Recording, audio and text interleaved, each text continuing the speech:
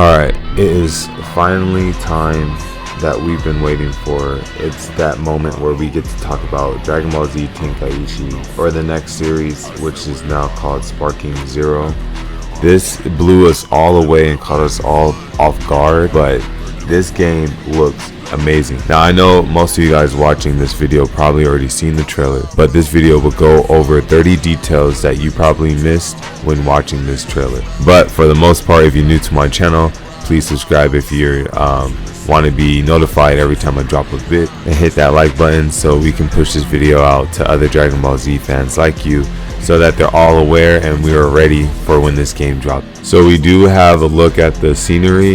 This is one of the battle stages for the game. You can see that the textures of the rocks are a lot more detailed compared to the Xenoverse 2 models. Number 2, as you can see, as the camera is panning, it's like moving with them in the background. I don't know if it's enough to tell. The panning of the camera shows you like it's in-game footage. So this is a 60 frames per second video game for sure. Oh yeah, all of these fight scenes too are 60 frames per second. But will it run 60 frames per second online, or would it be capped at 30? So number 3, we have counter vanishing. So you can see he's behind and then he kicks him in the air, right? Then teleports behind him. And if you were that Vegeta, you could have just, right behind him and counter. So counter vanishing is now throws in the air. The models look clean for it. Goku teleports, appears behind him, boom, knocks him back down. In this scene as well, we can see a little detail on their destructive environments as Goku crashes through the rocks. So that always makes the it looks like Dragon Ball Kakarot, physics with a little bit more depth and shade to it. Number 5, you can see that there is a higher detail and higher attention to detail in the facial expressions in the character models as Vegeta charges up his Gala gun. Now the cool thing about this clip that a lot of people might pass up is that for number 6, you can kind of see a depth of how big the map is. So as you can see, the Gala gun is going super far away. The trajectory of the beam is kind of going quite some ways out to where it eventually hits Goku. But you can kind of get this reference from Tenkaichi 1, 2, and 3. When you do a combo and you push them far away, or you hold square and you knock them far away, then you do L2 and triangle, and that beam, that straight trajectory pattern you can see. And it kind of starts to curve a little bit. I don't know if you guys see it, but it kind of curves. Look at that. It's kind of curving a little bit. So I didn't pick that up the first time I seen that. So yeah, this shows you the map size for sure. Next, we have a glimpse at the countering move as well. The little snap vanish that you can do. But you can also see that your moves are just as quick to pull off to use against your opponent, and that's important in case you want to do things like punishing, right? So, and that puts your opponent in a position where we're going to talk about next. But a quick glance at this scene, you can see that Goku and Vegeta are clearly not wearing the right clothes that they would wear when it was the first time seeing each other on this field. Next, as you can see, we have blocking and countering or deflecting. It kind of looks like he just holds it for a minute, so you do have some frames to, quickly react. But deflecting is returning, which is a feature that we've seen a lot in Raging Blast 2 games, I believe. I know you can do this to regular Ki Blast and Tenkaichi. Next, we got a lovely feature that I know a lot of you guys are excited to see return, is that we can transform in battle. This is a feature that should always be in Dragon Ball Z games, because who wouldn't want to go beyond the power limit in mid battle. The one thing that this trailer doesn't cover is that if you can transform through all your transformations, because it just shows them strictly go towards Super Saiyan Blue, but it doesn't really show them go Super Saiyan 1. So I don't know if they're gonna have these as different characters, like, oh, we have a Goku that can go Super Saiyan 3, or a Goku that can go Super Saiyan God, or another Goku that can go Super Saiyan Blue, or if they'll keep it true to the original, where we can alternate all through. all throughout their whole transformation list. Another cool feature that you can see in their gaming is that there is like a camera shaking when it comes to, I don't know if that's just how the trailer is, but there's a camera shaking when it comes to playing this game. I feel like that's another feature in terms of their dynamic, immersive feeling, but you can see the cameras wobbling to give you like that sort of, oh yeah, they're floating feeling, but I don't know, it can deliver that force of the intensity of this fight. Looking at the transformation scene, you can see that they really went all out when it comes to the facial expressions of the characters, just to improve or increase that immersiveness when we're fighting. But this is a very nice improvement for Dragon Ball Z games. Dragon Ball Z fans are definitely eating. You can see that all of the facial expressions are super clear and movie-like, almost, yeah, high budget movie-like. This is crazy. Almost give Naruto Storm Ultimate a run for their money. Yeah, these cutscenes definitely are trying to be better than the Demon Slayer and the Naruto Storm cutscene. Going forward, you can see that I don't know if they're teasing this, but it seems that beam clashes are going to return in this game. I mean, why wouldn't they return in this game? I don't know if this was a reference to the Dragon Ball Broly movie, because of, Shattered Dimensions when Gogeta and Broly was fighting, but yeah, beam clashes might be returning, and the final flash might be the ultimate moves of these two forms, because the cutscenes are very detailed, or they can just be regular special moves. Another key feature that they went over is that they gave us a look at some of the villains. I don't know if you guys noticed, but it went through a list of all the sagas, basically, of Dragon Ball Z. It went through the Frieza saga, the Android saga, the Buu saga, the Cell saga, which eventually leads up to Goku's moment. But yeah, they started showing some of the villain showcases.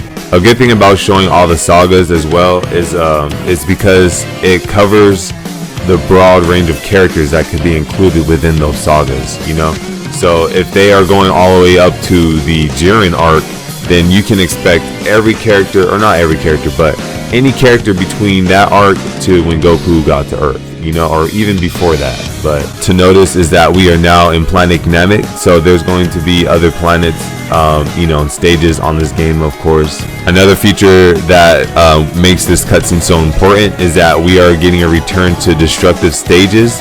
So you can see it hit the planet, and now it's about to blow up. So destructive stages, we've seen a little bit in Jump Force. Destructive stages has always been a part of Tenkaichi games, so this is a cool returning feature for sure. The next thing that I'm super glad, we had it a little bit in Xenoverse 2, but this was in Tenkaichi, and this is the reactive snap vanishing. So you can see Vegeta goes in to punch him, snap vanish. Frieza goes in, snap vanish. Vegeta goes in, snap vanish. Frieza goes in, got him. Like that was such a Tenkaichi moment, and I know Xenoverse can have it, but Xenoverse is kind of clunky with it. This one, oh my god, it just looks so like thicker, you know what I'm saying? Like the models just look thicker. Now another key, I keep rewinding the scene because there's a movement that you see with Frieza, right? Look at Frieza teleports, gets him, boom. The camera, not only does the camera turn, but his legs turn, or his leg turn, and he sends Vegeta flying towards the left. So just like in Tenkaichi, it seems like there's directional aiming when you hold square or whatever button they choose, square up, square down, square left, square right. That can help you with your combo. But this looks like it is returning. Like this looks like we have Tenkaichi 3 mechanics returning. But yeah, look, that is so sick. But yeah, he for sure kicked him to the left. I'm sure right after this he might click circle and continue the combo over here. Next big feature is that we got Broly doing one of his super moves. It seems like just destroying Goku everywhere, just disrespecting him in the best possible way. But yeah, this seems like it's a Broly super move. The good thing about this is that it shows that the game covers the Broly arc and Super. So we can, this goes beyond the Jiren and the Tournament of Power arc, which is good because a lot of characters were in that. Another feature is that we do see Broly utilizing the in-game transformation as well, going into Super Saiyan. But one important factor is that these cutscenes seem to be built like they're fixed in. You know, I don't think this is a super move, but if you go back, I feel like this is probably part of the story, like a boss fight cutscene, you know? Because if you think about it, I feel like if you look at Dragon Ball Z Kakarot, their cutscenes were polished like that. I thought that was the pinnacle of it. This looks like it could be one of those cutscenes, so we could see a return of, you know, amazing Dragon Ball Z CGI cutscenes again in this video game. Now, another thing to notice is that there's going to be moments where I'm going to pause it, but they showcase a lot of characters that are going to be in this game, covering some of the Z fighters as well as some of the other villains. So this is when I was talking about how the game shows villains from sagas across the whole Dragon Ball Z arc, which can tease at like what are the characters to come, or confirming that, you know, all of the Tenkaichi characters are returning. So we got Piccolo charging up the special beam, you know, that can be his ult. We got Krillin doing the Destructo Disc, that's definitely his ult. We got Tien, and we got your boy Yamcha. He's in another stage, so you can see them, you know, trying to showcase other maps, but so far they only showed Planet Namek and this destroyed area. We got Trunks. The detail to the hair is crazy. We got Android 18, and I can tell she's going to blast Vegeta. That is bro. That's like her Tenkaichi 3 Ultimate. And now I don't know if you guys realize this, right? But every time they show these cutscenes, the sky is either dark or destroyed, or not destroyed, but it's usually dark. We got Cell showing the Cell Saga, but look at Hercule. It's like every time they do their ultimate, it seems it gets dark outside, and I feel like that's signifying the Sparking Zero. You know, if you guys watched Tenkaichi 3 opening trailer, it shows like thunderclouds, you know, and it can also be like a reference to when people summon the Dragon Balls for Shenron. When Shenron is summoned, the clouds kind of get darkened and the sky goes dark. So it would be a cool reference if every time you do your ultimate, it gets like that. You know how in Naruto Storm, the screen kind of freezes, letting the player knows that the other person just used their ultimate. If you see Mortal Kombat, it kind of goes black and white, and it highlights the player when they do their ultimate. So I feel like the screen or the sky going dark is their signifying way of when someone uses their ultimate. Oh, another thing, which is a cool thing why we landed on Hercule, Bandai is not slick, bro. And if they're either slick or bold for doing this, right? Hercule is in this game. Hercule is in this game. If they put Hercule in this game, and they don't put your people like Pikkon, they don't put people like Janemba, or people like Tapion, Hirudegarn, you know, Bebe Vegeta, like the list can go on, because Hercule, I'm talking about General Tao, I'm talking about the Red Army officers, I'm talking about the Devilman, I'm talking about Aurelie, I'm talking about you know, if you guys play Tenkaichi 3, all of the side characters, Frieza henchman, Pool, right? They better be in this game, but I feel like they have Hercule in here to signify like, okay, even Hercule is going to be a fighter, you know, Yajirobe. So I feel like Hercule is representing the characters that you wouldn't think of to be in this video game. Then we got Majin Buu. Another cool feature right here that I see, I don't know, this can be part of his outfit, but there's a rip and tear in his jacket. I don't know if it's like that, or if this is signifying that your clothes can get damaged in battle. I wouldn't know why they wouldn't have that detail in there, because Tenkaichi 3 had it done so well, you know, where your character will limp.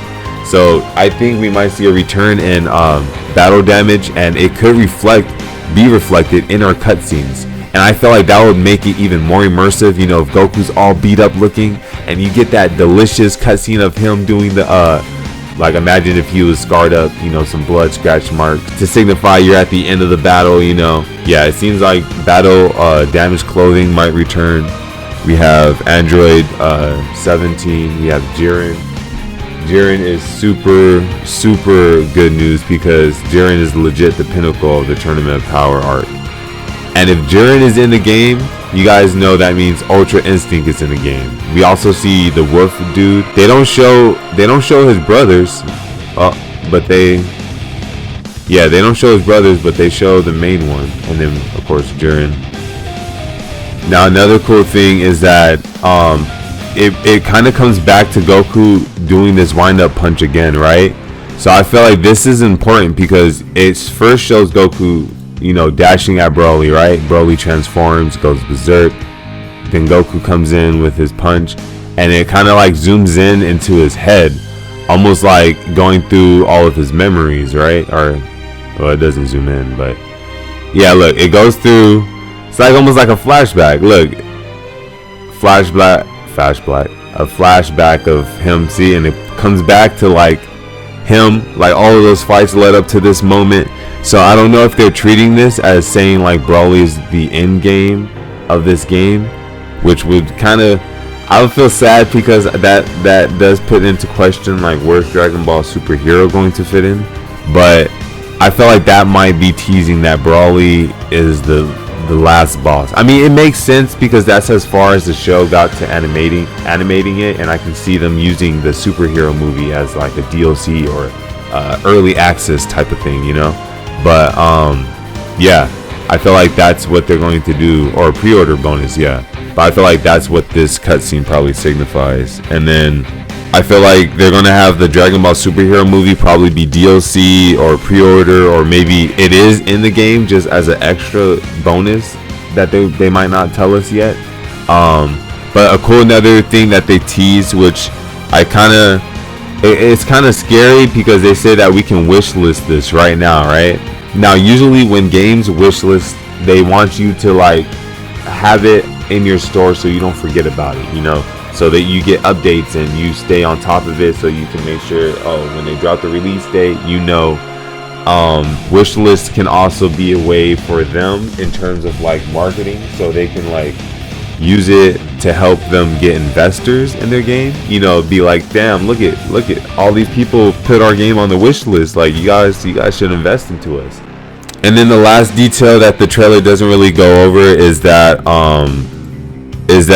there is for sure going to be more news about this game January 27th at Battle Hour, where they showcase a lot of Dragon Ball Z games, a lot of tournaments and fights goes on during those days. But January 27th, you can expect some more information leading up to either the release date of this game, what we can expect, the characters, maybe more developments, a lot of information that can solidify the information I stated in this video or disprove it.